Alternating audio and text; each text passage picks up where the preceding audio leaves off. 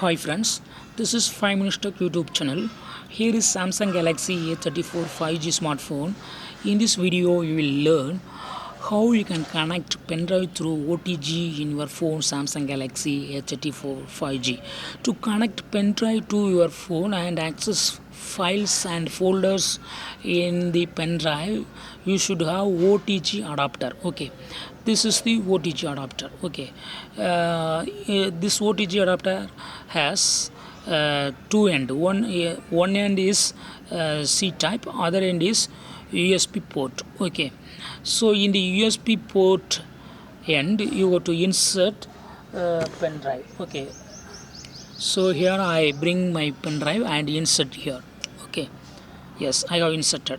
Now you have to insert this end, that is C type end to C type port of your phone. Okay, here bottom of your phone you will see the C type port. Here insert. Okay, in this way you go to insert. Okay, you can insert in this way or you can insert in this way.